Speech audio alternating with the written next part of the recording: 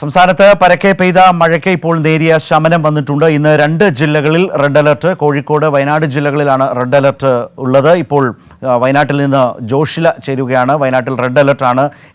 എന്താണ് ജില്ലയിലെ ഒരു പൊതുസ്ഥിതി അവസ്ഥ? മഴയുണ്ട് അല്ലേ ജോഷില? ഏത് സ്ഥലത്താണ് ഇപ്പോഴുള്ളത്?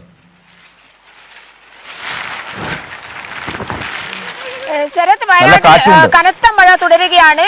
ഇന്നലെ ഉച്ച മുതൽ ആരംഭിച്ച മഴ ഇടയ്ക്കൊരു അറുതി വരുന്നു എന്നല്ലാതെ പെയ്തുകൊണ്ടിരിക്കുന്ന ഒരു സ്ഥിതിയിലാണുള്ളത്. ഞാനിപ്പോൾ മേപ്പാടിയിലാണുള്ളത്. മേപ്പാടി ഇതിനു മുൻപ് പുത്തുമല ഉരുൾപൊട്ടലുണ്ടായ സ്ഥലത്താണുള്ളത്. നല്ല കാറ്റും നല്ല മഴയുമാണ് ഇവിടെ പെയ്തുകൊണ്ടിരിക്കുന്നത് എന്നുള്ളതാണ്.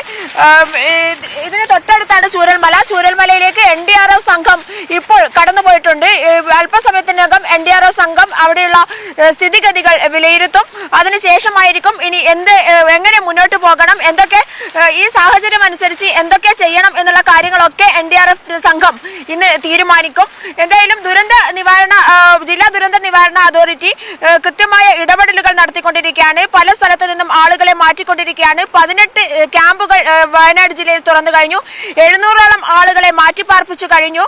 അതുപോലെ തന്നെ പുൽപ്പള്ളി വില്ലേജിൽ ചേകാടി 1 ഉന്നതിയിൽ നിന്നും 3 കുടുംബത്തെ അവിടെ നിന്നും മാറ്റിപ്പാർപ്പിച്ചിട്ടുണ്ട്. അതുപോലെ തന്നെ വയനാട് മാനന്തവാടിയിൽ ഒരു വീട് പൂർണ്ണമായും തകരുന്ന സ്ഥിതി ഉണ്ടായിട്ടുണ്ട്. 13 വീടുകൾ ഭാഗികമായും തകർന്നിട്ടുണ്ട്. 293-ലേറെ കൃഷിനാശം വയനാട് ജില്ലയിൽ ഇതുവരെ ഈ 2 ദിവസങ്ങൾക്കുള്ളിൽ നടന്നിട്ടുണ്ട് എന്നുള്ളതാണ് കണക്ക്.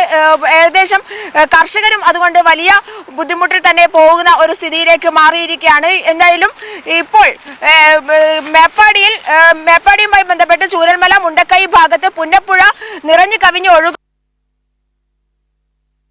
പുഴയിലാണ് NDRF സംഘത്തെ അവിടേക്ക് പറഞ്ഞയച്ചിട്ടുള്ളത്. ആ NDRF സംഘം ഇപ്പോൾ സ്ഥിതിഗതികൾ വിലയിരുത്തിയതിനു ശേഷം മറ്റു കാര്യങ്ങളൊക്കെ തീരുമാനിക്കും. ശരത്.